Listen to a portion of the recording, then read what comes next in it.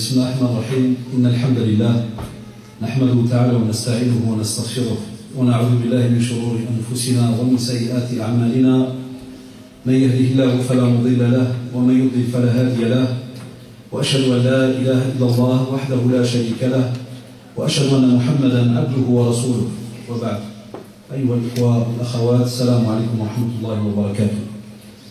Je vous remercie pour votre présence, aussi de m'avoir invité et donc fait l'honneur de pouvoir venir discuter avec vous par rapport à un sujet qui est assez important et de m'avoir aussi accordé cette confiance. Et j'espère, Inch'Allah, donc vous revoir aussi encore une autre fois dans le futur, car depuis hier, alhamdoulilah, le programme, Masha'Allah, se passe donc à merveille. Qu'Allah subhanahu wa ta'ala vous récompense à vous tous, car comme vous le savez, tout ce qu'on est en train de faire là, et sont des sujets donc, qui sont rattachés à nos actes d'adoration, notre vie en tant que musulmans. Et il est important, je trouve, de rappeler ces sujets, spécialement si jamais il y a des jeunes qui sont présents et qui se diraient, tiens, relation parent-enfant, moi je suis encore jeune, quel est le rapport entre guillemets? Au contraire, on a délaissé ces sujets et on a même des fois fait une erreur, lorsqu'on les donne, on pense des fois qu'il ne faut inviter que les grands. Alors qu'en vérité, en préparation d'aujourd'hui, j'ai vu les choses d'une autre manière. Je vais donner des conseils pour tout ce qui est comment fonctionner en tant que parent, mais je ne vais pas donner des fois, entre guillemets, les fameux conseils habituels que vous pouvez retrouver dans d'autres conférences, pour ne pas se répéter, entre guillemets. Il y aura des petites choses, des petites répétitions, ce qui est normal, parce qu'il y a un ABC, il faut toujours rappeler, mais c'est pour ici attirer votre attention sur une belle étape. C'est laquelle? Eh bien, que ce soit quelqu'un d'entre vous qui est marié ou pas, ce que je vais dire maintenant dans l'introduction peut être revu par chacun d'entre nous. Même si on est marié, on peut corriger. Et si on ne l'est pas, c'est le plus important. Alors statistiquement, vite fait, qui n'est pas marié, levez la main. Qui n'est pas encore marié. Il y a même des petits de 13 ans qui ne lèvent pas la main, c'est très tôt chez moi. C'est interdit dans la loi, normalement. Levez la main à tous ceux qui ne sont pas mariés. Je vais vous balancer, c'est filmé. Hein. Je vois qu'il y en a qui ne veulent pas rentrer dans le système. Donc, à chaque coup de hal, par exemple, le petit, là, pourquoi tu ne lèves pas ta main? T'es déjà marié, frère? Voilà, ta famille. Donc, vous avez remarqué qu'il y a beaucoup ici qui ont levé la main. Et, subhanallah, il faut savoir, les chaleurs, lorsqu'on parle de relations parent-enfant, il faudrait d'abord voir qui sommes-nous au juste. Wallah, qui sommes-nous au juste avant même de se marier? Et cette histoire que la plupart des savants nous racontent, qui nous disent qu'un homme est venu avec sa femme et un bébé chez un savant. Et ils lui ont dit, cher, est-ce qu'il y a moyen que tu nous donnes des conseils? On vient d'avoir un petit bébé là, pourquoi avoir des conseils? Il leur a dit, c'est trop tard. Il leur a dit, pourquoi trop tard? Il vient de naître. Il lui a dit, il fallait venir chez moi avant le mariage. Parce que nos enfants, subhanallah, wallah, ce sont des éponges. Et ils vont fonctionner d'après comment est-ce que nous on est. Et on est censé leur apporter un acquis. Et ils vont être censés le mettre en pratique. Ils vont même être censés des fois d'essayer de comprendre ce que vous leur amenez. Mais si jamais ce que vous leur amenez est des fois en contradiction par rapport à ce que vous faites et comment est-ce que vous êtes, ça ne sert à rien d'aller écouter 36 conférences sur l'éducation des enfants une fois qu'on tombe enceinte ou bien une fois que le mari est au courant que madame est enceinte. Alors là, comme vous l'avez remarqué, le salon se remplit de conférences et de livres et autres sur l'éducation des enfants. À toutes les choses. On devrait d'abord voir l'éducation de nous-mêmes en premier. Qui es-tu au juste? Pourquoi? Parce que le prophète sallallahu alayhi wa sallam et Allah subhanahu wa ta'ala, les deux. Le prophète sallallahu parle au nom d'Allah subhanahu wa ta'ala. En commençant par Allah subhanahu wa ta'ala, dans la sourate les Romains, il te dit wa min ayatihi, c'est un des signes d'Allah subhanahu wa ta'ala qu'il a fait pour nous et de nous, une épouse. Et on va normalement vivre de quelle manière, comme dans la sourate les Romains, dans la bonté et la clémence. Il n'y a pas de l'amour. L'amour, entre guillemets, c'est un des passages, c'est même des fois éphémère, entre guillemets. Il y a moyen de faire tout un cours là-dessus. Mais on parle de bonté parce que ce sont des niveaux encore plus élevés que l'amour au sens propre du terme. Clémence, pardon, fermer les yeux de temps en temps, que ce soit l'homme ou la femme, la patience et ainsi de suite. C'est très bien qu'est-ce que la clémence en gros.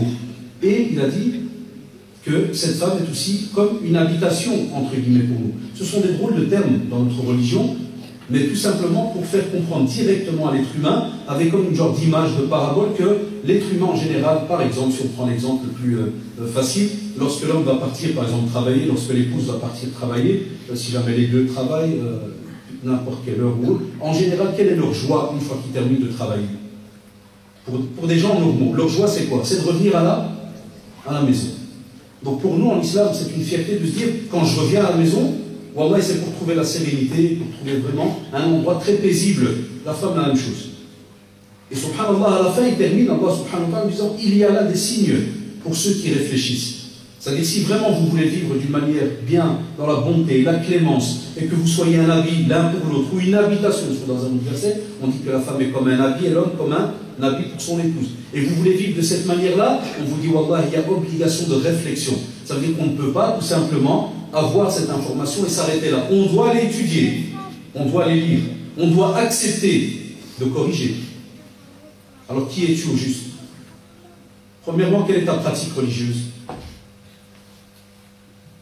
Comment tu pratiques ta religion? Quelles sont tes convictions? Pourquoi? Tu vas devoir transmettre. Sinon, l'islam, lorsqu'on est père, mère, on transmet. Wallah, on est responsable, comme a dit le prophète. Chacun d'entre vous est berger vis-à-vis de son troupeau. Encore une autre image. Pourquoi? Parce qu'on parle à des bédouins en ce temps-là. Et quelqu'un aujourd'hui qui a de la famille qui est dans le domaine de l'agriculture, et vous avez déjà vu certaines émissions, tu vois, le gars, il parle à ses moutons comme si c'est ses cousins ou ses enfants. Il est malade avec lui. Ça, il n'y a que le berger qui peut comprendre ça. Que l'agriculteur, que celui qui est éleveur d'animaux. Nous, des fois, on peut aller rendre visite à une ferme et voir un agriculteur là, qui te parle, par exemple, un éleveur qui te parle de sa vache, tu dirais, mais il te parle d'une manière, encore ses yeux, ils brillent même. Nous, on n'a pas cette relation-là. Le prophète Hassan a dû les interpeller avec ces exemples-là pour leur faire comprendre. Vous voulez vraiment savoir quel lien, et quel lien même très fort vous devriez avoir, Inch'Allah, avec vos enfants. Il leur fait comprendre que, imaginez quand vous avez un troupeau. Vous savez, vous les gens du désert, c'est quoi avoir un troupeau de chameaux, ceci, cela? C'est cher, rien. Eh bien, on a ce qui est encore plus cher, qui n'a pas de prix. Ce sont nos enfants. Et vous allez être responsable de cela auprès d'Allah le jour du jugement dernier. Et subhanallah, il revient de nouveau. Sallallahu alayhi wa sallam. Et il nous fait comprendre alors que si jamais vous devez vous marier, vous êtes obligé de voir la religion et le comportement. Une religion sans comportement, c'est zéro. Allah subhanahu wa ta'ala, lorsqu'il a envoyé Muhammad sallallahu alayhi wa sallam, il lui dit Innama bu'ithtu li utammima makarim al-akhlaq. Il y avait déjà, il dit, j'ai été suscité, envoyé aux gens pour parfaire quoi? Makarim al-akhlaq. Toutes ces grandes morales qui existaient, ça veut dire que quand Ibrahim alayhi salam, Moussa alayhi salam, Jésus alayhi salam sont venus et ont instauré un tas de morales entre les gens, entre les croyants, le prophète dit, je viens et je parfais, je conclus tout cela. Et je termine toute cette chaîne de transmission. Et il dit alors vous devez absolument avoir ce comportement et cette religion. Une pratique sans comportement, elle est vaine, mes chabab. Et c'est pour ça que des fois ça ne donne rien chez nos jeunes. Parce qu'ils ne voient pas l'inverse, ils ne voient pas ce qu'il y a dans le fond de la pratique religieuse. On ne voit que des actes, se lever, et autres, mais on ne voit pas le fond de l'acte. On prie, mais pourquoi est-ce qu'on prie? Qu'est-ce qu'on dit dans la prière? Vous allez comprendre pourquoi je vous dis ça. Toi, garçon et fille, qu'est-ce qu'il y a? Qu'est-ce que tu as comme pratique? Qu'as-tu appris? Va arriver un jour, subhanallah, où ton enfant va venir chez toi et va te dire Dieu il est où? Vous savez, mon boulot c'est le social. Pendant 14 ans, je m'occupais des divorces, un beau métier. C'est comme ça, il y a des beaux métiers des fois très ingrats, et ils sont beaux. Donc je m'occupais des divorces au centre islamique du lundi au samedi de 9h à 17h. Sur le samedi, je terminais vers à peu près 14h. Donc je recevais tous les couples qui se chamaillaient chez eux et je devais les remettre ensemble. Un travail de dur labeur. Même moi, des fois ça donne, des fois pas, mais c'est comme ça. J'ai passé 14 ans à faire ce métier. Et subhanallah, la plupart, quand ils venaient chez moi, des fois, ils m'avouaient certaines choses. Ils me disent, c'est mort. Dans notre couple, à part les premières semaines où c'est le grand amour, où ils sont inséparables, ils sont vraiment scotchés, deux papiers collants, ils ne se lâchent pas. Après, subhanallah, il n'y a plus rien. La routine s'installe. Et quand l'enfant vient, ils ne savent même pas quoi discuter avec lui ou quoi lui apporter. Et donc le jeune, il me dit, c'est un jeune mari, il me dit, voilà, mon enfant, il m'a dit, ouais, je dis, qu'est-ce que tu as répondu? Je lui dis, ouais, il est partout, mon fils, il est là, il est là. Puis le petit lui a dit, ça, les petits, on les sous-estime, nous. On croit que c'est des petits tapés. Non, très malins. Il y a des spécialistes qui ont fait des études de dingue. Vous avez Colbert, Piaget, Wallon et autres qui ont fait des études sur l'enfance. Mais il faut aller lire tout cela. C'est incroyable. C'est dommage qu'en arabe, on n'a pas beaucoup de choses traduites en français. Ça veut dire qu'ils viennent de grands spécialistes. Donc arabo-musulmans, on n'a pas beaucoup dans ce domaine-là. Mais subhanallah, quand tu vas voir, c'est incroyable. Ils ont étudié l'enfant de 0 à 3, de 3 à 6, de 6 à 11, de 11 à 15, puis 15 jusqu'à l'âge adulte. Wow. Mais des dossiers de dingue. Et nous, on croit que ce petit ne comprend rien. Donc il vient et me dit, ouais, je dis, t'as dit quoi ton fils? Ouais, il est partout. C'est ce qu'il lui a dit le petit? Il est partout. Quand je rentre à la toilette, il me suit, Allah. Alors, je dis, peut-être t'as dit quoi? Je lui dis, oh, puis là, il m'a dit, je dis, tu sais quoi? Ta mère, elle est où? Elle est où ta mère? Elle dit, elle est là-bas. maman connaît, maman. Il va chez la mère. Non, il est où, maman? Ah, les mères, vous savez très bien, c'est comme les chats. Ils ont 22e sens ou 30e. Ils sentent les choses, je ne sais pas comment ils font, mais ils sentent. Elle lui dit, pourquoi tu demandes ça? Et là, mon père, il m'a dit, je dois te demander à toi. Non, ton père, il fait une petite plaque, va acheter du lit, machin, il va à la mosquée, il connaît. Et l'enfant, voilà, il va. J'ai dit au garçon là, au frère, tu as dit quoi à la fin de ton fils? Et il m'a dit, j'ai pas su le répondre, il m'a piégé, il m'a dit, vous savez ce qu'il m'a fait le frère? Voilà, comme ça, il m'a dit, entre nous, excusez-moi, quand je rentre à la toilette, il dit, Dieu, comment ça se passe? Si, espèce de... Sinon, tu n'avais pas la réponse. Je dis, non, moi j'ai la réponse. J'ai quel âge? Il me dit 28 ans. 28 ans, tu étais dans quel monde? Tu es musulman de naissance ou tu es converti depuis hier ou tu espères reconverti? C'est normal, tu apprends. Je dis non, je suis musulman, je sais son nom et leur agenda et autres. Je suis musulman de souche. Tu n'as pas une explication à donner sur ce qu'on appelle la base de la religion. Et ça, c'est cette base, c'est ce ciment qu'on va devoir donner à nos enfants. Tu es obligé d'avoir une certaine formation et connaissance dans ce domaine. Tu n'as pas le choix. Et c'est pour ça qu'aujourd'hui, je vous le dis, on est suicidaire. Beaucoup de jeunes ne s'inscrivent à aucun cours. Vous voulez une autre preuve? On a des jeunes mariés maintenant et qui prient depuis qu'ils ont l'âge de 10 ans. Et on peut faire un test si vous voulez. Si vous prenez quelqu'un, vous lui dites viens devant et explique-moi en français tout le tahiyatul lillah, le tashahhud. Je le fais, je suis enseignant maintenant dans les écoles de l'État, dans le cours de religion islamique chez nous en Belgique. On a ce bienfait, donc chaque fois qu'il y a un musulman dans une école, l'État oblige à ce qu'il reçoive 2 heures de religion par semaine. Juifs, chrétiens, musulmans, protestants, orthodoxes. Et donc un prof de religion, il vient, l'élève sort de la classe de maths, français, et il part dans une classe spéciale, il a cours de religion islamique, il va dans une autre, il a cours de religion hébraïque, et ainsi de suite. Donc quand je prends les élèves, moi je donne cours jusqu'au baccalauréat, jusqu'au bac, jusqu'à 18 ans, avec les doubleurs, j'ai des élèves de 22 ans. Et des fois, je les teste pour faire connaissance avec mes élèves en début d'année. Et spécialement avec ceux qui ont des fois des 20, 21 ans. Et je les taquine, je mets sur le tableau de la prière. Des fois, le jeune très mal, il fait ah, monsieur, on est en 6e, on est au bac, là, on connaît la prière. Je dis t'inquiète, frère, écris dans ton cahier, t'inquiète, écris. Alors il écrit, puis je me retourne. Je dis voilà, frère, maintenant, qui a parlé au fait? Toi, ouais, viens devant, tout content, il s'amène. Explique en français le tashahhud. Déjà, ça commence par le quoi, monsieur? Le tashahhud. Il y a beaucoup de maghrébins, ils ne connaissent pas le tashahhud, ils connaissent tahiyatou. Tu dis tashahhud, ils disent quoi ça? Tu dis tahiyatou? Ah ouais, tahiyatou, ouais. Tahiyatou. Je dis vas-y, explique. Il me fait, ben monsieur, c'est bien, c'est tahiyatou. Non, explique-moi, c'est quoi tahiyatou lillahi, salawatu, wa tayyibatu? Allez, monsieur, commence pas, monsieur. Il commence pas. Je lui dis la vérité. Ah, monsieur, je connais tahiyatou, mais je ne sais pas ce que ça veut dire en gros. Je sais qu'il y a du ashhadu an la ilaha illallah dedans, on reconnaît quelqu'un Dieu et tout. Et je dis, ouais, alhamdoulilah, c'est bien. Je dis, ouais, il y a Ibrahim, ma famille, Ibrahim et tout. Ouais, il y a. Voilà, plus tard, quand ton fils va venir chez toi, il va te dire, papa, on doit tourner avec son doigt là. Qu'est-ce qu'on va raconter? Ben, tahiyatou, et ça veut dire quoi, papa? Ne pose pas trop de questions, mon frère, c'est pas bon pour la foi. Satan va t'attaquer. Satan va te mettre des doutes. Fais comme ton père étudie. Mais au même moment, là, il a mal au cœur, le père, c'est puré au mieux. Ah, je l'ai dit sur Internet, phonétique, et je ne sais pas. Non, c'est pas de l'éducation. Une grosse partie de ce qu'on va donner à notre enfant, c'est le côté spirituel, le côté religieux. Et on a souvent tendance à croire que ce côté-là, on va le donner que lorsqu'il aura 18 ans. C'est pour ça que je taquine, des fois je suis un peu méchant de temps en temps. On a des faux pratiquants. On a beaucoup de musulmans, c'est vrai ou pas? On aime bien dire, on a 1 milliard, les gars, on a 1 milliard. Et dès que tu discutes et tu lui dis, ouais, quand tu dis Sami Allah wa liman hamida, ça veut dire quoi? Sami Allah wa liman hamida. Ça veut dire quoi? Vous savez très bien qu'un bon pourcentage, si pas une bonne moitié, ne connaît pas et ne comprend pas l'arabe. Mais on a répété par cœur un tas de choses. Et voilà pourquoi des fois nos prières ne dépassent pas le plafond. Et on voudrait que la prière de nos enfants aussi, on la massacre et elle ne passe pas le plafond. Non, vous devez y aller jeune. Que vous soyez mariés, par exemple, c'est pas trop tard.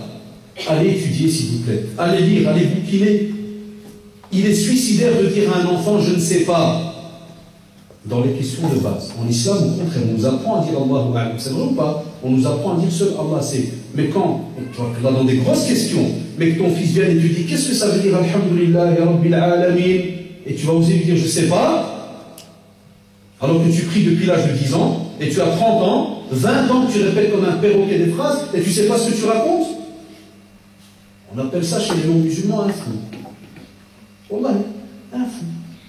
C'est quelqu'un qui répète, il explique, je ne sais pas. Fais-le 2-3 fois au travail, Et vous allez voir comment vos collègues vont vous regarder. Faites-le à l'école 2-3 fois avec un prof, et vous allez voir quelle réaction il va avoir. Mais quand il s'agit de l'islam, non, on trouve que c'est normal. Ah non, je connais la prière, tu ne la connais pas. Donc on doit revoir notre manière de pratiquer la religion. Qu'est-ce qu'on connaît, les Shabbat? Qu'est-ce qu'on a structuré? On va même plus loin. Quand tu t'approches de l'âge du mariage, tu es obligé d'écouter les mères qui sont ici et les pères qui sont ici. Tu es même obligé de réétudier la religion en mode petit. Vous savez pourquoi? Quand ton fils va venir chez toi, il va par exemple te reposer la question en te disant où est Allah? Est-ce que tu vas lui dire Bismillah, alhamdulillah, nahmaduhu ta'ala wa nasta'in, assis-toi fils, assis-toi. Taïb ibn Qayyim rahimahullah, page 322, alinéa 34, a dit que lorsque tu fais... Non, vous avez souri, on ne peut pas le faire. Donc tu vas devoir de nouveau étudier l'aqida, le dogme, de quelle manière? De la manière de donner à l'âge de, par exemple, 4 ans, 5 ans, 7 ans. Est-ce qu'on enseigne la même chose à 7 ans, à un enfant lorsqu'il a 15 ans? Est-ce qu'on tient le même discours? Est-ce qu'on tient la même tonalité et autres? Non. On nous l'apprend, ceux qui sont enseignants. Qui est enseignant ici parmi vous? Il n'y a pas un enseignant ici, prof? Personne? Il n'y a pas? Ah, c'est très bizarre en termes de Il n'y a pas de mari, pas de prof. C'est tranquille, c'est des gens tranquilles. Oui, ça existe. Donc, vous verrez bien quelque chose, n'inquiétez pas. Donc, subhanallah, même lorsqu'on en prend dans le domaine de l'enseignement, en pédagogie, on te dit on ne peut pas tenir le même discours en première, en CM1, CM2, et ainsi de suite. C'est vrai ou pas? On ne peut pas tenir le même discours. Donc, est-ce qu'on a aussi appris cela? Posez-vous la question, faites des débats entre vous. Est-ce qu'on sait demander, tiens, est-ce que j'ai réappris ce que j'ai appris en religion, mais en mode petit? Comment est-ce que je vais l'expliquer à mes enfants? Aussi, lorsque on a l'épouse, elle est enceinte. Chez nous, en tant que musulmans, ça peut être des fois un simple passage. On est content. Ah, je suis enceinte et on sort des petits appareils. Oui, t'as vu ces mots bleu, jaune, ouais, je suis enceinte, ma famille, tout le monde est au courant. Et puis, on est parti pour 9 mois de grossesse, tranquillement. Le mari passe, ça va, tu vomis plus, tu fais plus, voilà les petits stades qui passent, et tout va bien, on est bien. Et on croit que ce petit fœtus là qui est dans le ventre, il n'y a rien. Il n'y a rien qui se passe. Ou certains, alhamdoulilah, nos jeunes clients, ils se développent, ils font, mais est-ce qu'on est au courant de la sunna? Et est-ce qu'on est au courant que même, écoutez-moi bien, les traditions prophétiques nous parlent même de ce fœtus? Et vous savez ce que dit le prophète sallallahu alayhi wa sallam au 120e jour? Ça, c'est aussi parmi les miracles qu'on a dans le Coran et la sunna. Au 120e jour, Allah subhanahu wa ta'ala envoie un ange qui insuffle l'âme. J'ai des médecins qui sont convertis à l'islam et d'autres, et des médecins même musulmans et même non musulmans. Parce que je travaille dans un grand centre islamique à Bruxelles, donc on reçoit un tas de monde et autres, et des fois on a des petites discussions, des petits débats, et je leur dis voilà, est-ce que vous ne remarquez pas qu'à partir du 120e, dans cette période-là, il y a quelque chose de plus? Il me dit, oui, effectivement, il me dit le cœur il bat avant, mais il ne bat pas en étant un cœur, on va dire, qui fonctionne seul. Il bat parce qu'il y a de l'aide qui vient de la mer, ceci, cela, et autres. Mais il te dit, mais à un certain moment, c'est vrai que ce cœur va commencer à battre, mais de lui-même. Et ça, il dit, c'est vrai, il n'y a pas ça au premier mois, il n'y a pas ça au deuxième mois. La science le détermine ces dernières années. Et le prophète, il y a 1400 ans, te dit, 120e jour, l'ange, il insuffle l'âme. Et c'est là qu'il va déterminer un tas de choses pour ce futur, donc, être humain sur Terre. Et subhanallah, nous, 120 jours, ça donne combien à peu près? Faites le calcul, c'est très simple. 1 mois, 30 jours. 120, à peu près, 4 mois. Ça veut dire qu'on t'apprend dans la sunna qu'à partir de 4 mois et quelques, on a un être vivant dans le ventre. Il y en a qui ne sont pas au courant. Wallah, on a un être vivant. C'est-à-dire qu'on a même des règles en religion que si jamais il y a donc une fausse couche ou autre, on a des règles de jurisprudence, enterrement, ceci, cela. On ne peut pas dire non, c'est un simple morceau de sang ou caillou ou autre qui est sorti. Non, il y a des règles. 120e jour. Il y a une étude américaine, et j'aime bien taquiner parce que si j'avais dit qu'il y a une étude qui vient du professeur Abdel Razak de l'université de Fès, on m'aurait dit non, c'est un arabe qui l'a sûrement trafiqué dans le. Non. Bon, on a souvent ce stéréotype. Et que ça vient de chez nous, c'est un peu. Non, dès que ça vient d'une grosse université aux States, où tout le monde a le droit, ça vient du blindage. Eh bien, effectivement, des fois, il y a du blindage. Il y a une étude, subhanallah, américaine qui dit que lorsque le fœtus est dans le ventre, et que la mère est habituée, nous on va le rendre à la musulmane après, et que la mère est habituée, par exemple, à écouter une certaine sorte de musique qui la calme. Par exemple, elle met du Beethoven. Par exemple, elle met du Beethoven, puis elle se calme pas. Ils ont remarqué que le bébé, subhanallah, le bébé, qu'est-ce qu'il fait? Dans le ventre, il se calme. elle reprend ses activités. Si elle est stressée, le bébé ressent ça. Elle remet du Beethoven, qu'est-ce qu'il fait le bébé? Il se calme. À la naissance, ils ont testé dans ces mêmes hôpitaux en maternité, qu'est-ce qu'ils ont fait? Dès que le bébé se mettait à pleurer, vous savez ce qu'ils faisaient, les chercheurs? Ils lui mettaient du Beethoven. Qu'est-ce qu'il faisait le bébé? Wallah, il arrêtait de pleurer. Qu'a dit Allah subhanahu wa ta'ala dans le Coran? Ala bi dhikrillahi tatma'innu al-qulub. Allah, ça donne la chair de tout. À 1400 ans, Allah subhanahu wa ta'ala dit, avec le rappel, l'évocation d'Allah, le Coran, le cœur s'apaise. Nous, le bébé, il est là. Qu'est-ce qu'on conseille à nos sœurs? Qu'est-ce qu'on conseille sur son mari? Tu t'assieds avec ton épouse, mais nous, on a, je ne sais pas ce que c'est de la culture, tradition. On a perdu un tas hier à la mosquée Montluçon. Une sœur a fait la remarque, elle a dit, monsieur, quand j'écoute votre conférence, parce qu'on parlait d'un autre sujet, les liens de famille, elle a dit, c'est dommage, on a perdu tout ce qui est le côté affectif chez nous. On va en parler après. Chez nous, souvent, côté maghrébin, c'est devenu comme quelque chose de... Tu sais, un père qui va dire aujourd'hui à son fils, tu vois, un père de 70 ans qui va dire à son fils, c'est bien mon fils, on va je t'aime. Il y en a qui ont rigolé à la seconde. Chez nous, si tu arrives à cela, t'es un bon. Ah, c'est que tu as vraiment un de ces pères qui t'aime de la mort. Nos parents nous aiment, et à leur manière. Quand tu fais quelque chose de bien, il va te faire. Mais Allah, s'il fait ça, on va t'aimer. C'est qu'il t'aime vraiment du temps. Et puis on a différents modèles, très bien, on a différents styles. Mais en gros, dès que le grand amour, il n'est pas très montré, hein, alors que le prophète il prenait le Hassan, le Hussein, ses petits-fils, et il les sentait, il les mettait sous sa poitrine, et ça lui faisait plaisir, il les sentait, il va dans leur cou, il les sent, dans le prophète, c'est une petite parenthèse, qu'est-ce qui se passe? Pourquoi nos époux, par exemple, quand ils sont assis le soir à l'aise dans le fauteuil, hein, l'époux il vient pas, il ne met pas sa tête sur le ventre de son épouse, hein, et puis il parle avec le bébé là. On va l'appeler bébé, c'est facile. Il parle avec lui. Et par exemple, des petites doigts, des petites invocations. Bismillah, Allahu Akbar, Subhanallah. Testez, vous allez voir. Et vous allez remarquer, Subhanallah, que ça va commencer à tisser des liens. Wallah, et pourquoi je taquine en disant les non-musulmans le disent? Parce qu'on a certains de chez nous qui ont un complexe. Si tu ne lui dis pas que c'est les autres qui l'ont dit, il ne va pas le mettre en pratique. Wallah.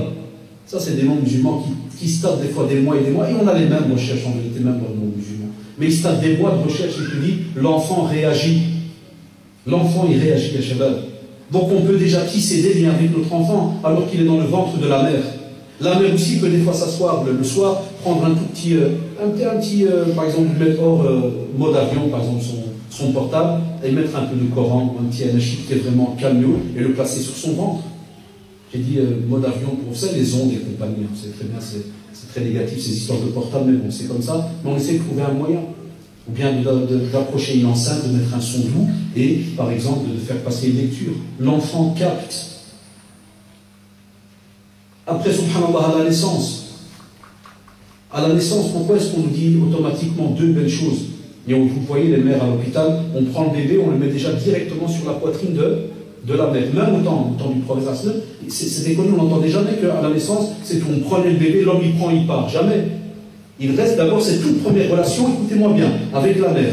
Il reconnaît sa mère. On le met même sur la poitrine, parce qu'il va reconnaître même l'odeur du corps et du sein. On va voir l'allaitement, quel jeu immense il a. Et puis, subhanallah, après, qu'est-ce qu'on vous dit? Comme la mère est fatiguée, elle vient d'accoucher, on interpelle le père et on lui demande de faire une petite sunna qui est laquelle? Regardez la première relation avec son enfant, qui est laquelle? C'est que subhanallah, il prend un petit morceau de date, le père le mâche. La mère aussi a le droit de le faire, hein, si elle est consciente et quelque chose, il n'y a pas de problème. Mais ici, on vous montre pour qu'il y ait les deux, qui des fois on demandait à nos professeurs avant, ils disaient, il se peut, parce que des fois on a des textes qui restent généraux où on ne voit pas la sagesse derrière. Il se peut qu'il y ait un bien immense. Le père, il vient, donc il mâche un peu, il met son doigt, il prend avec la salive qui est humectée de la date. On sait très bien combien de calories il y a dans les dates et autres. Et subhanallah, on le met dans la bouche de l'enfant et on frotte son palais avec. Vous rigolez certains, vous avez vu que ça tombe sur ma tête. Mais c'est un test, il n'y a personne qui a bougé pour venir nous sauver. À l'aise, hein, les gars, vous avez à l'œil la bouche. Et subhanallah, tu frottes la bouche, tu frottes le palais de l'enfant. Et tu peux invoquer Allah pour lui, la divergence, vous la connaissez. Est-ce qu'on fait Adam ou pas? Beaucoup de savants disent non, certains disent oui, ça c'est une autre histoire. Et donc, tu humectes son palais. Et quelle relation de corps à corps avec ton bébé dans les premières minutes de la naissance. Après, subhanallah, dans l'éducation de nos enfants, et vous allez comprendre pourquoi j'accentue la première partie, c'est-à-dire la naissance. Parce que c'est là que tout se joue, Yachel. On n'imagine pas. Quand l'enfant est bébé, je ne sais pas les Européens ce qu'ils font, entre guillemets. Je vous parle de chez nous.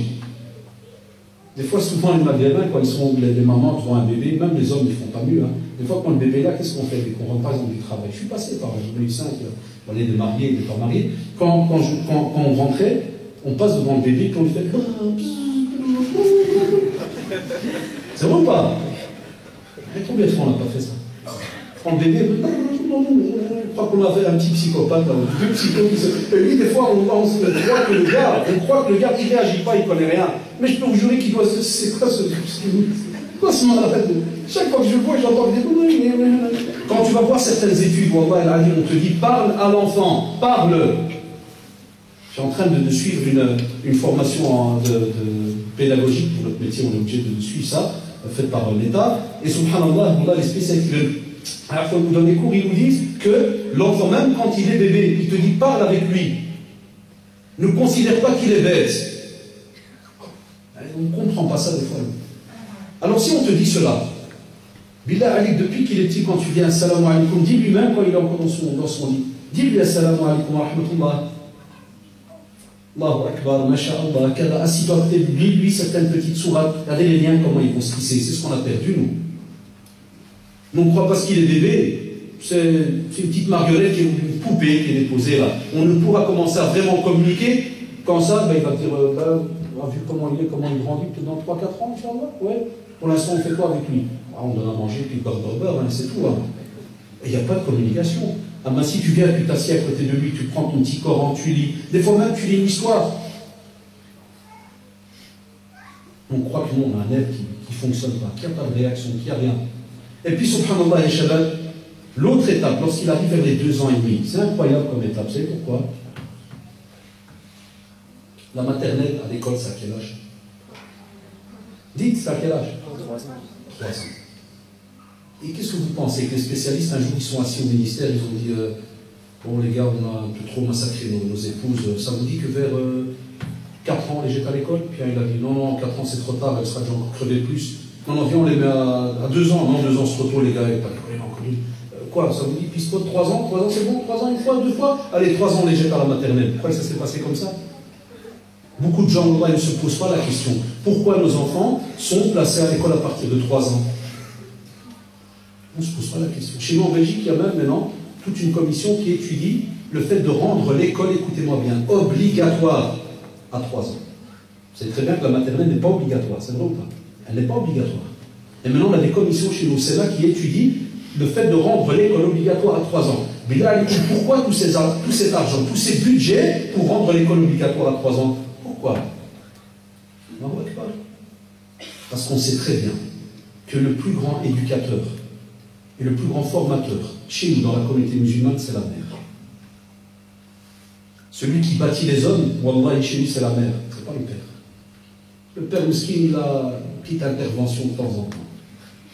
Comme il est souvent à l'extérieur, et même comme ça on va le voir religieusement, il n'a pas d'excuse, il doit être présent. Mais on sait très bien que le plus grand des bâtisseurs, celui qui a bâti les hommes, wallah, c'est les mères.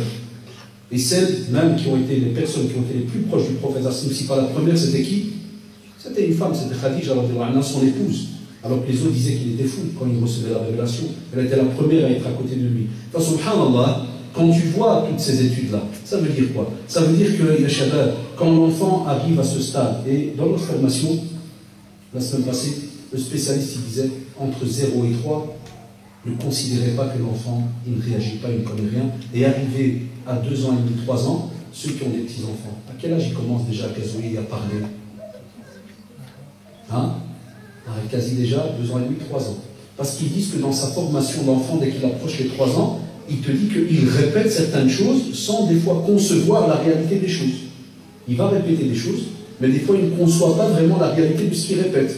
Mais on te dit, subhanallah, son psychique il fonctionne à l'aise. Il est capable de garder des mots. La preuve, quand il va en maternelle, ceux qui ont des enfants en maternelle, vous avez remarqué, après 2-3 mois à la maternelle, est-ce qu'il ne vient pas déjà avec des informations? Il vient avec des informations. Et là, à ce qui paraît, pour parler trop facilement, on te dit le disque dur, il se met en marche. Voilà. À partir de 2 ans et demi, on commence à lui remplir les infos. petite parenthèse, chez nous, dans certaines familles, 2 ans et demi, soit, et je taquine, hein, je vise que quelques personnes, j'espère qu'il n'y en a pas parmi vous, soit on a des mères qui rêvent, ils attendent les 2 ans et demi, mais avec des pleurs, et ils vont s'inscrire dans les écoles 3 ans à l'avance. S'il vous plaît, madame directrice, pas m'oublier, hein, vous voyez ma tête, hein, 2 ans que je viens, il y a une place, il y a une place. Du moment qu'on liquide le quête, du moment qu'on le liquide, il faut le placer, il faut le placer. Et une fois que le matin on dépose, Allah. Et puis le soir, c'est des fois un petit peu, j'ai fait éducateur et je suis enseignant à l'école, donc je fais éducateur même chez les petits, avant d'arriver chez les grands, et des fois on les voit arriver le soir, prendre le gosse, et puis vous voyez tous les styles, tous les modes. Ceux qui vont rester 10 minutes devant la porte de l'école en train de parler avec lui, ceux-ci l'embrasser, et d'autres, t'as mis ton pantalon, t'as mis ta veste, mais là, l'envers ta veste, puis on le met sur la poussette, et puis Allahu Akbar. Allahu Akbar, on va avoir une belle relation parentale plus tard. Allahu Akbar. Une étude qui vient du magazine, donc du site plutôt www.maxiscience.com, et vous allez / dessin animé. Notre copain, vous connaissez tous, Bob l'éponge. Vous connaissez Bob Esponge? Beaucoup de notre génération maintenant ont grandi avec Bob Esponge. Qu'est-ce que dit la recherche? Bon, là, écoutez-moi bien. Des chercheurs de l'université de Virginie, aux États-Unis, ont découvert que les dessins animés au rythme rapide, comme Bob l'éponge, entravent les capacités d'attention et de concentration des enfants. Angéline Lillard et Jennifer Peterson, spécialisés en psychologie à l'Université de Virginie, donc qu'est-ce qu'ils disent? Ils disent qu'ils ont étudié les facultés d'apprentissage d'un groupe de 16 enfants âgés de 4 ans. Et il dit l'attention et la concentration de chacun des sujets ont été ainsi évalués après avoir préalablement effectué une activité de 9 minutes. C'est-à-dire, ils prennent l'enfant de 4 ans, ils lui donnent une activité de 9 minutes, et puis on met donc le Bob l'éponge, puis on donne une activité, pas moyen de se concentrer. Et en résumé, le reste du texte, il te dit que tous les dessins animés qui sont hyperactifs, beaucoup de bruit, très rapides, il te dit, wallah, ils jouent sur les facultés de concentration de l'enfant. Nous, on a des familles suicidaires chez nous. On a des familles qui payent même, chez vous en France, on n'a pas ça beaucoup en Belgique, mais ils payent les fameux forfaits là, de parabole, vous savez, TPS ou je ne sais quoi chez vous là. Et on prend spécialement, vous savez, on paye un bon petit 10 € par mois pour des chaînes de dessins animés, et on se dit, Allahu Akbar, on a trouvé une nouvelle noulou à la maison, mais gratuite, c'est 10 €. Et on le dépose devant Bob Esponge, Dragon Ball, Pokémon, c'est les anciens. Nous, pourquoi est-ce qu'il y a eu beaucoup de chocs? Nous, c'était la génération de Dragon Ball. Non, nous, c'était la génération de Goldorak. Wallah, quand je prends du recul maintenant, et que je me rappelle de certaines scènes, on remettait en pratique ce qu'on voyait dans le dessin animé. Il y a une interaction, vous pouvez dire ce que vous voulez, Wallah, et les chercheurs vous disent, ce que l'enfant va voir, il va y avoir, subhanallah, une trace qui va rester dans sa vie. Donc, lorsqu'on te dit que cet enfant arrive à ce stade, 2 ans et demi, 3 ans, jusque quasi 6 ans, c'est pour ça que le CM1 chez vous, là, dès qu'il a 6 ans, la première année, c'est 6 ans, n'est-ce pas? Pourquoi de nouveau on a coupé toutes ces tranches? Pourquoi on a mis en pratique tout cela? Et on a même mis des millions d'euros de budget. Il y a des ministères qui s'occupent même de cela, de l'enseignement, de l'éducation nationale. Et pourquoi? Parce qu'effectivement, on a étudié que de nouveau, cet enfant, eh bien, il faut savoir que s'il y a une première année, c'est parce que de 6 à 7, on veut lui apprendre telle et telle chose, d'après tel et tel système, sans le brusquer. Tu veux lui apprendre plus, on va dire non, attends qu'il soit arrivé en 3e, attends qu'il soit arrivé en 4e, et ainsi de suite. Tout a été étudié parce qu'on sait que l'enfant a des facultés. On sait que l'enfant peut s'adapter et va s'adapter au fur et à mesure, et vous l'avez remarqué, vous qui sommes encore à l'école ici, à des tonnes d'informations. Il reçoit des tonnes d'informations. Un bon, des fois, Shabbat, vous voulez qu'on fasse, je vous donne la preuve? J'ai 44 ans. Qui connaît la petite chanson Colchique dans les prés? Levez la main. Ouais, j'ai 44 ans. On l'a appris en première, j'avais 6 ans. Et je connais encore les phrases. Colchique dans les prés, fleurissent, fleurissent. Et il y a un frère qui sourit déjà. Ah, putain, Colchique dans les prés. Frère Jacques.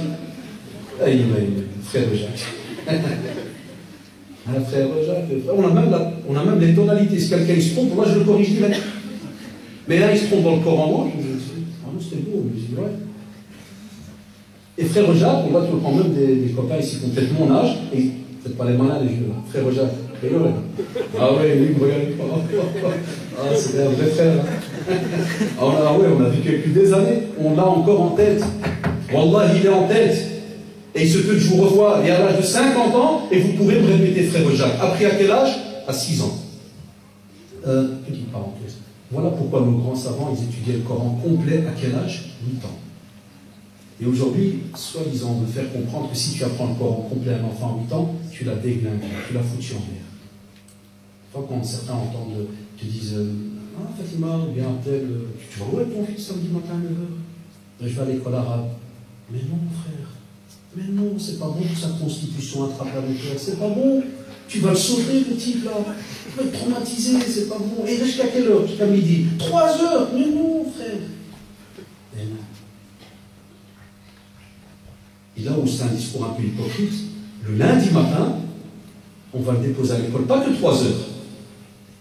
Mais depuis qu'il met les pieds en classe à 8h20, il est là jusqu'à 15h minimum, c'est vrai ou pas? Et il y passe la journée. Et c'est à l'aise. Non, ça a été étudié.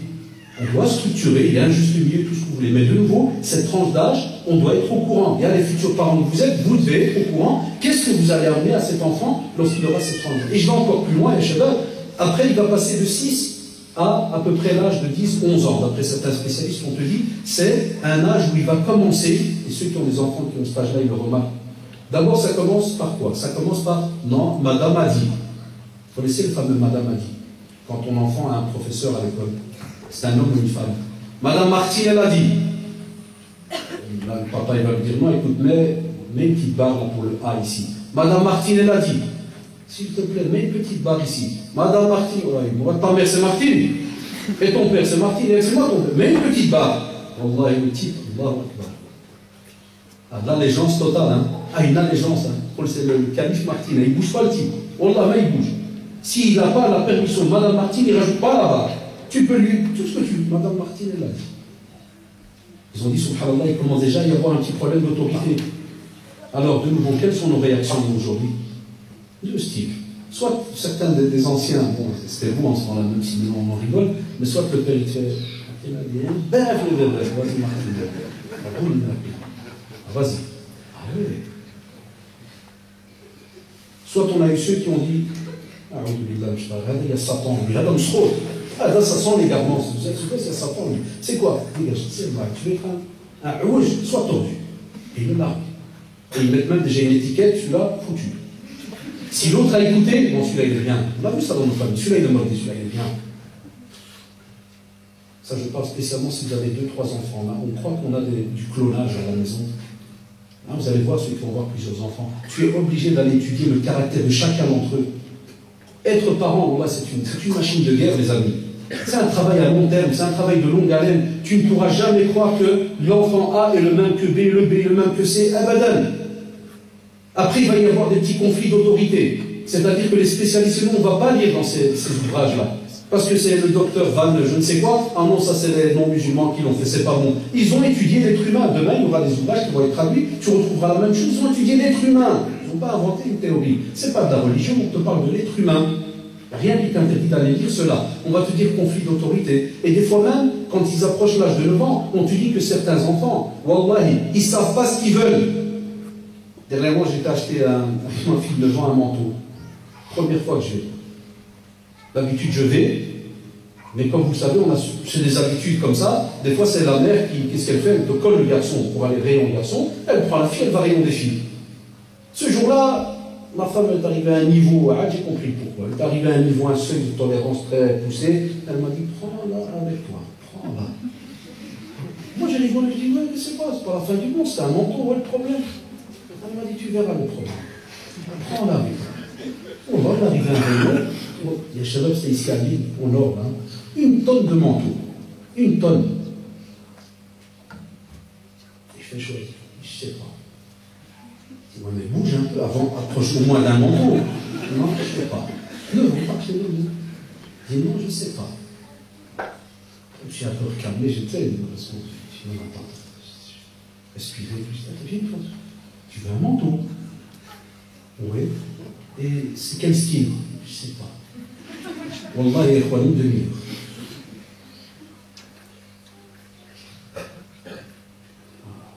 C'est une blague ou là, c'est quoi ça?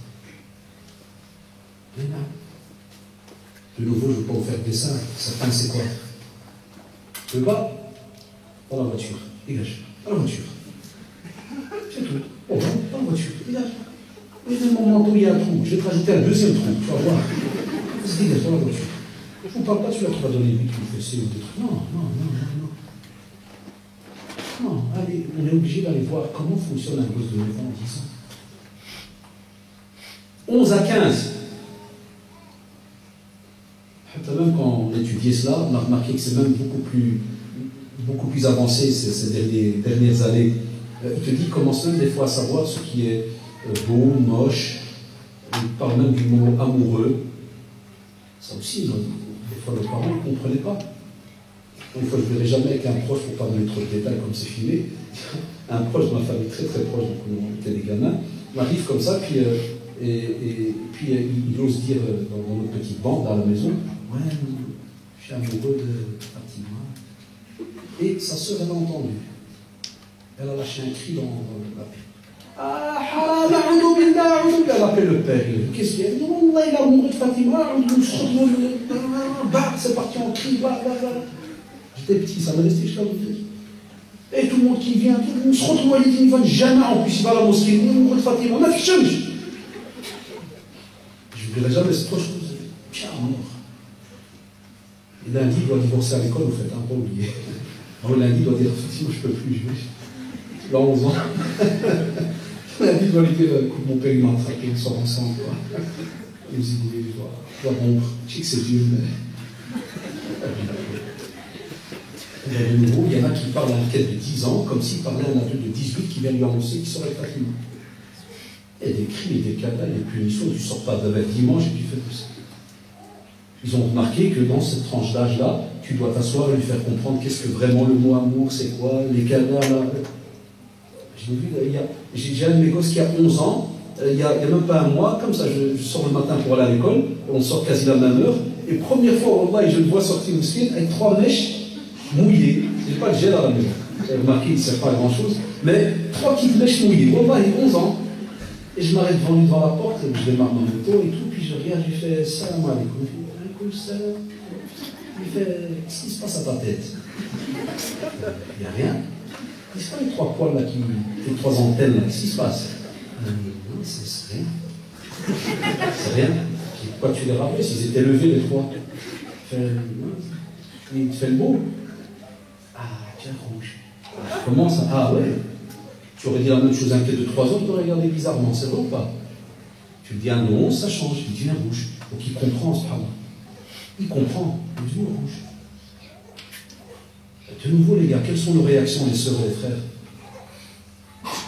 Soit tu lui dirais, oh Allah, ta race, je te vois t'approcher, tu commences à me faire, je vais prendre un race. Nos parents, c'est ce qu'ils ont fait une fois. J'ai eu une fois ça avec mon frère.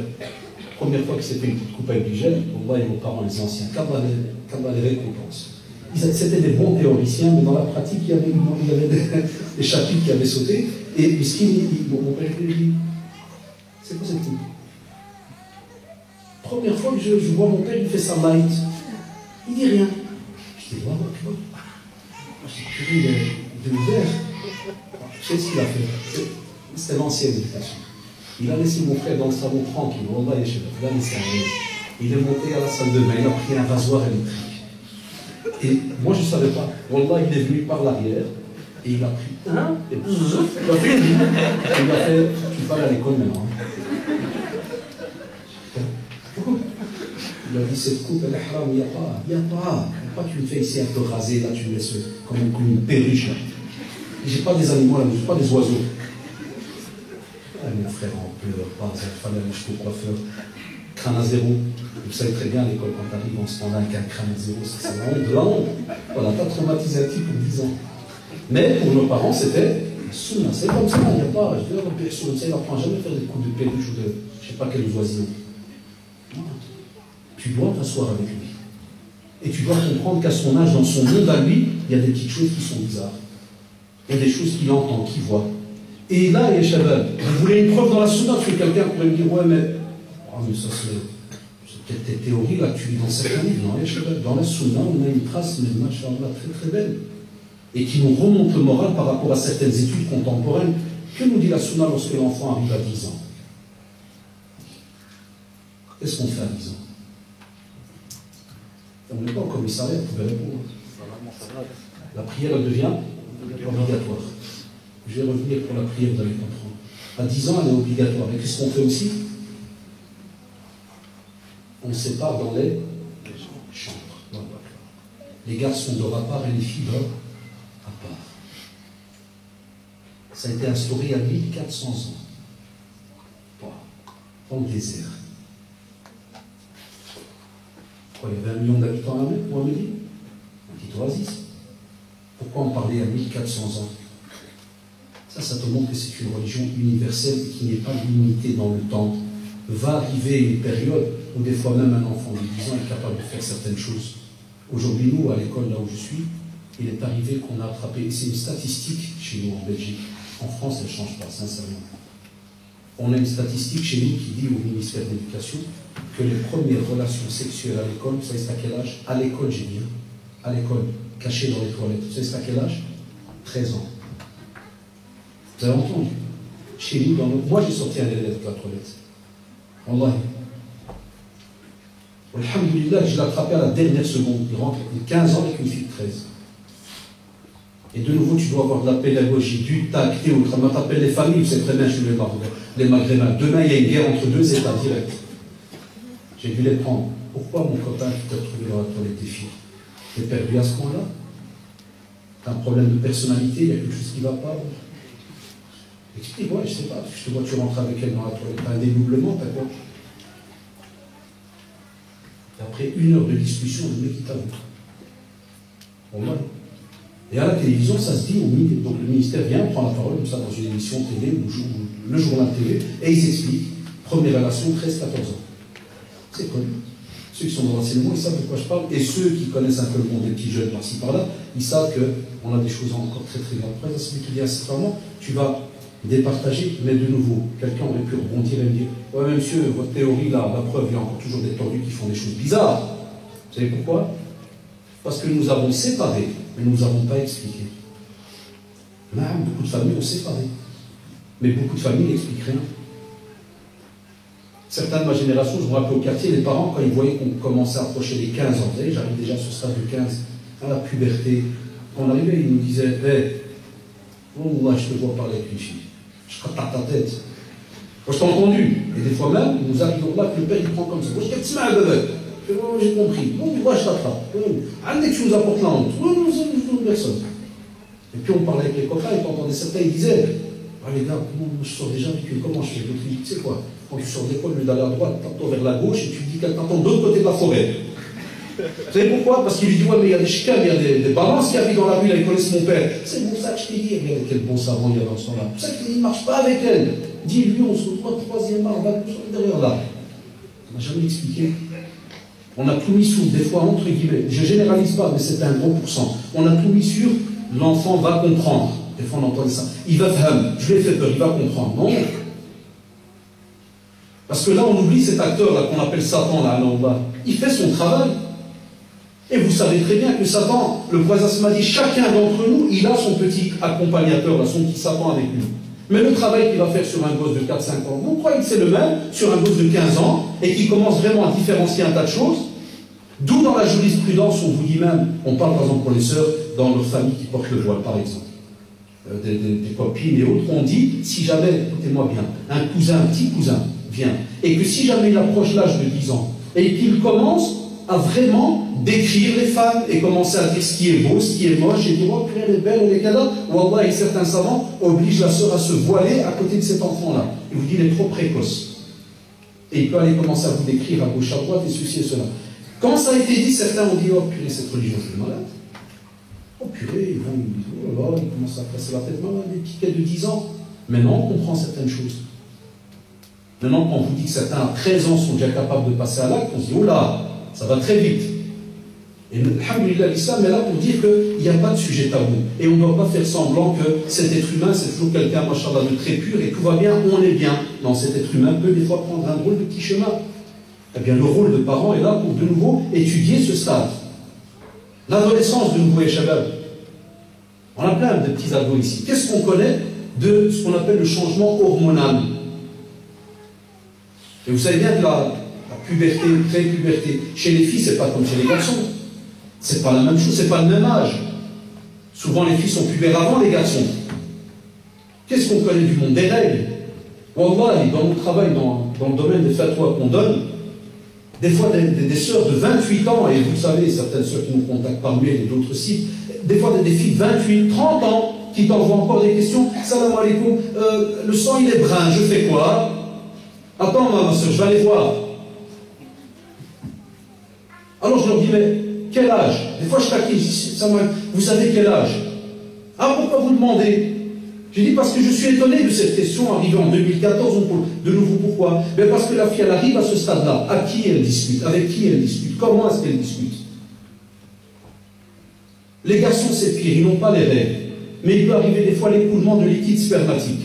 Wallah, j'ai des élèves de 18 ans, quand j'en ai parlé au cours, ils me disent « Ah, purée, monsieur, c'est ça le liquide alors ?» Wallah, je me disais bien qu'il y avait un truc bizarre. Je dis « Tu faisais quoi, frère ?»« Non, je change de caleçon et voilà. Pourquoi, monsieur, il y a un problème ?» Je dis « Oui, il faut savoir quel style de liquide. » Wallah, ils éclatent de rire. Je dis « Quoi ?» Il faut savoir quel style de liquide. Pourquoi, monsieur? Parce que si tu as un liquide spermatique, une éjaculation, tu dois te laver complètement. Ou sinon, tu es impur, tes prières ne sont pas valables, même si tu fais les ablutions. Wallah, il rigole tout de suite. Et il faut les voir, parce que j'entre dans une école assez difficile. Il commence à éclater de rire entre eux en disant ouais, yo, on est tous des khanaises.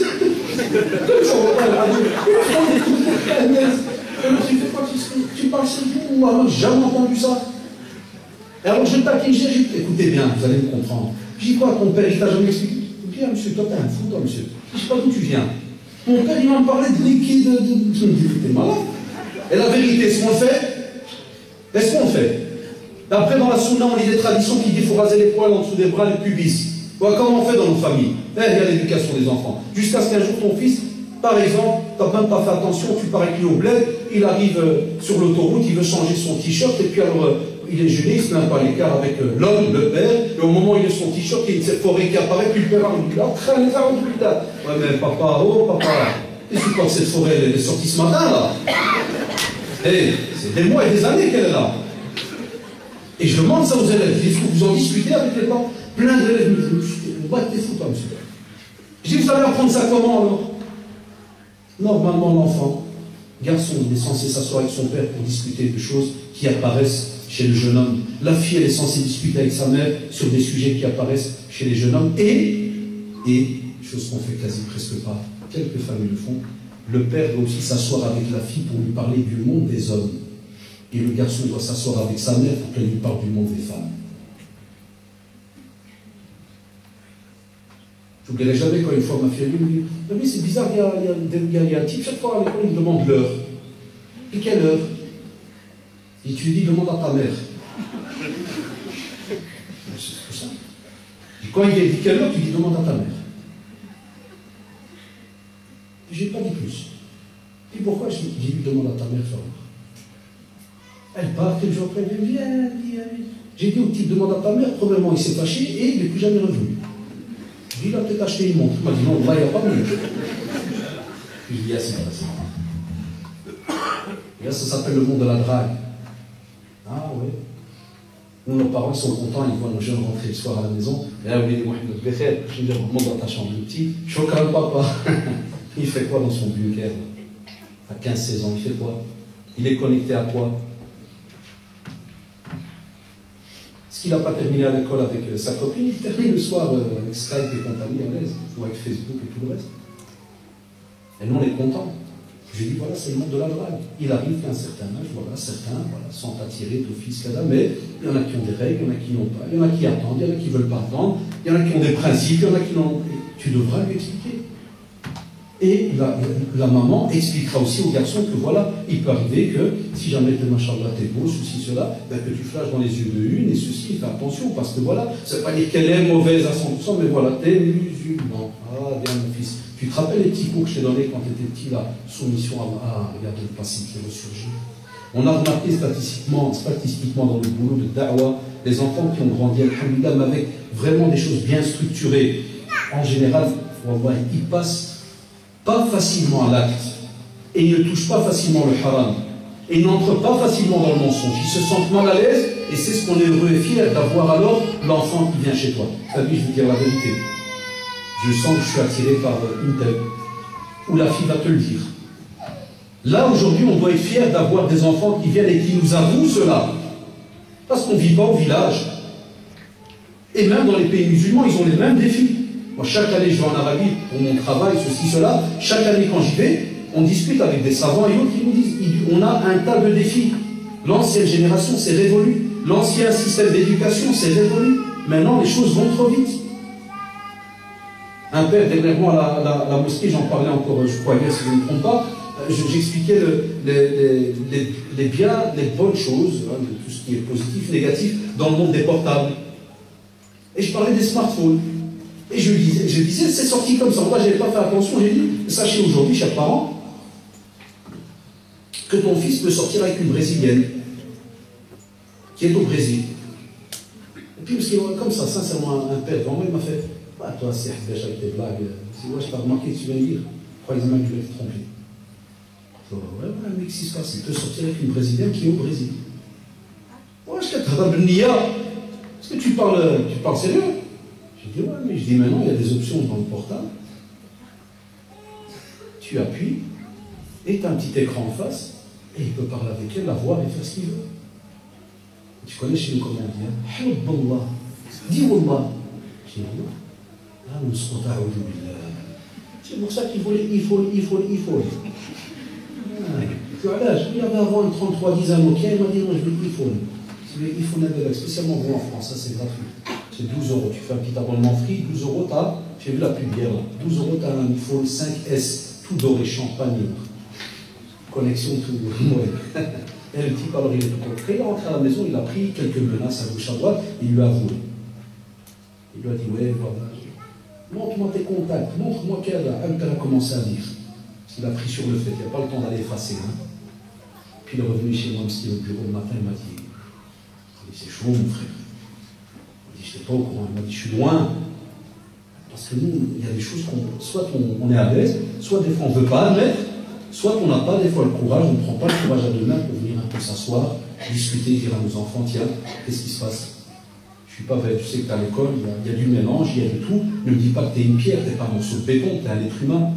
Je suis ton père, il faut qu'il y ait. Mais ça, pour que tu arrives à parler avec lui, tu dois normalement lui avoir dit ça depuis qu'il est tout petit comme ça. Même quand il est tout petit. Wallah, et même les petits, ils ont des fois des petits problèmes. Même nos gosses, quand ils étaient petits, on testait tout ça. Des fois, ceux qui ont des enfants qui ont un certain âge, ils savent de quoi je parle. Des fois, tu as des kids de 7 ans, écoutez-moi bien, 7 ans, tu viens chez lui, il boude et tu lui dis, qu'est-ce que vous allez voir? Tu as des problèmes, hein? Fais oui, j'en ai marre. C'est tout. J'en ai marre. Parce qu'il y a, oui, on ne va pas beaucoup au parc. Moi, j'en ai marre, c'est tout. Moi, je suis fini. Moi, je n'ai pas de famille. Voilà. Chaque âge, des fois, subhanallah, tu vas entendre des réactions, c'est des choses, subhanallah, qui sont, on doit apprendre, c'est humain, c'est dans l'être humain, mais ce qu'on doit alors absolument apprendre à ouvrir les yeux, c'est comment accepter ces choses-là, comment peut-être des fois les corriger. Quand j'ai dit accepter, c'est de se dire, non, à un certain âge, ça arrive. Mais maintenant, ce qui est bien, vous avez des gens qui viennent, qui donnent des conseils. Hein. Nous donnons un tas de conseils. Notre génération n'avait pas de conférence en français. Ça n'existait pas. Je suis né comme vous ici en Europe, je suis en Belgique, à Bruxelles. On n'avait pas de conférence. Les premières ont commencé vers les fins des années 80, début 90. On a eu les premières conférences en français parce que certains parents estimaient que c'était la langue, écoutez bien, des chrétiens, ça ne se dit pas dans la mosquée. C'est drôle de penser, c'est sincère, mais ils comprennent. Ils disent non, mais ça c'est la langue de Moussara, c'est pas pour la mosquée. La mosquée c'est en arabe, par exemple, voilà. Mais ils n'étaient pas au courant des défis qui commençaient à venir. Et ils ne pensaient pas que nos enfants n'allaient pas comprendre l'arabe ni quoi que ce soit, alors que nos parents comprenaient déjà un peu, ils parlaient le dialecte et comprenaient un peu ce que l'imam racontait. Donc aujourd'hui, tu n'as pas le choix. Tu es obligé de t'adapter avec ton gosse, de lui parler jusqu'à ce que tu arrives, machallah, à cet âge adulte, et là, vous comprenez que tout va se baser sur la confiance. Parce qu'à un certain âge, vous savez bien, il prendra. Il y a moyen, vous savez ce que je viens de dire maintenant, on peut en parler pendant des heures. C'est des longs sujets, de fois, des formations de plusieurs mois, mais on résume, vous l'avez remarqué. Et il y a moyen de discuter. Et pour terminer, j'ai pris quelques études qu'un frère m'avait préparées, les Allah, qui viennent tous de sites non musulmans. Comme ça, des fois, certains, ils ne pensent pas, entre guillemets, que tant qu'on n'a pas un écrit quelque part chez nous, ça veut dire non, ça n'existe pas. Nos jeunes doivent apprendre qu'on a des sujets, quand c'est la religion, au sens propre du terme, c'est le Coran et la Sunna. C'est comme ça en tant que musulmans, et les autres religions aussi, ils ont leur livre de base. Après, lorsqu'on rentre des fois dans certaines branches, on voit des gens spécialisés dans certains domaines, spécialement si ça ne va pas toucher, spécialement entre guillemets le domaine religieux, comme par exemple l'étude de l'être humain. Un exemple, par exemple, ici donc dans le site, et je termine après on passe aux questions, www.santémédecine.commentsamarche.net. Certains sites sont connus chez les gens. Parle de l'allaitement. L'importance de l'allaitement. Regardez, il y a 1400 ans, dans le Coran, il est mis qu'il est important que la femme allaite combien? 2 ans.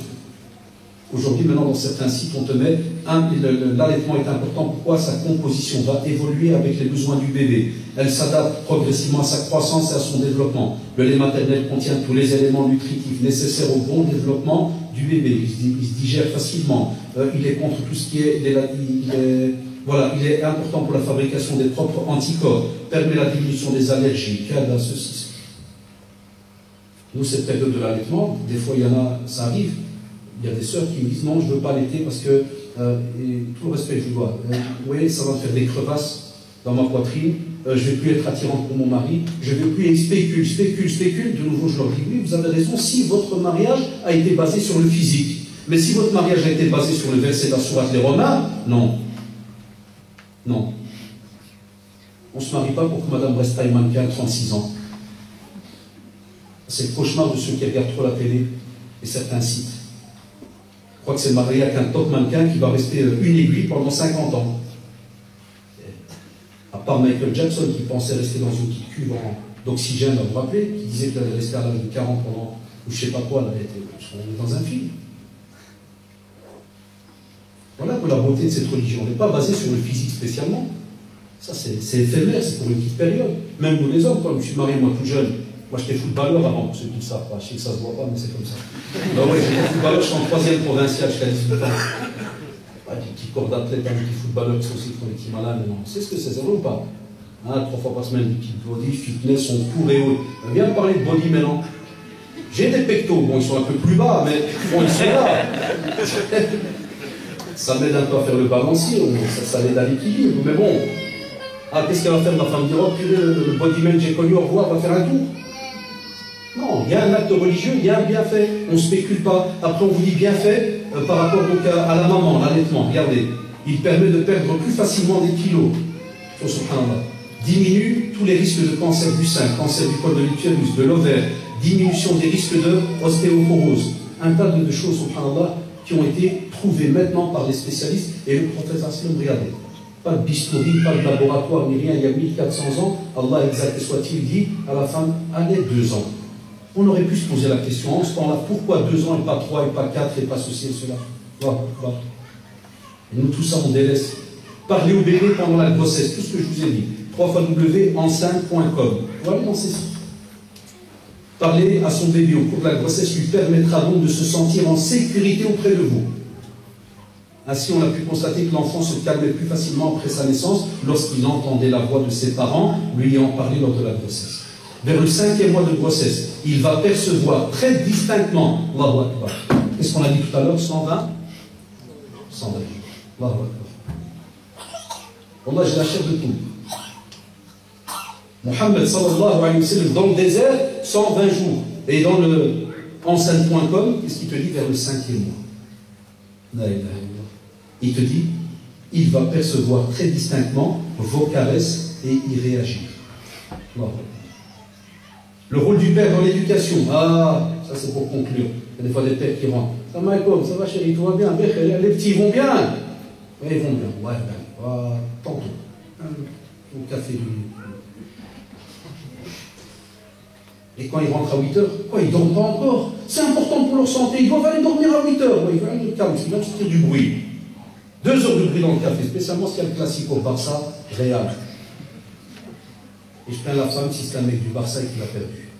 Même elle doit aller au lit. Même elle doit aller au lit. Seule dans le salon. Après, il doit refaire le match. Parler, subhanallah, donc le rôle du père, c'est important. Vous savez ce qu'on dit, donc c'est dans www.telit-legime. T-H-E-L-I-T-T-L-E-G-Y-M.EU. Qu'est-ce qu'ils disent? Le père est un élément essentiel dans le développement de la confiance en soi, l'estime de soi et l'autonomie de l'enfant. Il dit que les attitudes d'un père envers son enfant jouent un rôle crucial dans le développement général de ses habilités sociales et émotionnelles. D'ailleurs, il te dit qu'on peut diviser dans une certaine mesure les attitudes relationnelles que l'enfant aura plus tard d'après la relation qu'il a avec son père. Voilà. On a beaucoup de parents qui ont démissionné et on pense que c'est la mère qui éduque point bas. C'est catastrophique. C'est les deux qui éduquent chez nous. Vous êtes tous responsables. Pas dit seulement un seul. Manger en famille, machallah, nopanda.com. Avantage surprenant. Manger en famille. La plupart de nos jeunes, maintenant. Les jeunes qui sont là, dès qu'ils arrivent à 15-16 ans, biki, sandwich au snack, là. Comment on les appelle en France, là, les dorum? C'est dorum? Kebab, les kebabs. Et là, la société, la génération de kebab. On est sorti avec des têtes de kebab, là, ah ouais, non, mais sérieusement, les gars. Sérieux. On a délaissé tout ça. Ma génération, on l'a nos parents. Wallah, on ne pouvait pas manger au snack. On mangeait en famille. On attendait que le patriarche y rentre le soir là. Tu crèves de faim, ta mère te dit soir. Il arrive. Mec, j'ai faim. Il dit un peu de comment ça va passer. On imagine. Qu'est-ce qu'il vous dit? Je termine là-dessus. Elle dit que le fait de manger ensemble réduit les chances que vos enfants fassent de mauvais choix dans l'avenir. Et il dit que vous devez manger au moins 5 repas ensemble sur une semaine. Et il est démontré, c'est incroyable, que les enfants ont moins de goût à faire de mauvais choix dans les domaines du tabagisme, alcoolisme, drogue, que les enfants qui ne mangent pas ensemble. Voilà. J'ai exprès dit que ça vient du cycle non musulman, parce que si j'avais dit que c'était musulman, on va dire ah mais ils sont contre le social, ils sont contre d'aller avec les autres, ils sont contre ceci. Non, il y a des gens qui ont des stéréotypes comme ça. Abadan, wallah, ça n'a rien à voir.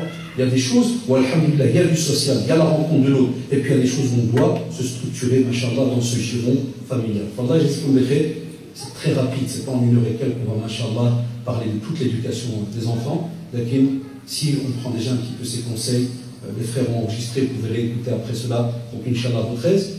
Tous ceux qui sont pas encore mariés, même ceux qui sont mariés, c'est jamais trop tard. Lisez, apprenez, et sachez qu'Allah a mis entre vos mains quelque chose de très très important. Wallah, ce n'est pas un objet. Un enfant, il n'y a pas de prix.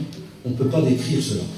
Ça peut être un plaisir immense, mais si jamais tu ne fais pas ce qui se doit, ça peut être aussi quelque chose de très très lourd, sur terre et dans l'au-delà. Allah a les connaissances de l'excellente pratique, et on va passer. Allah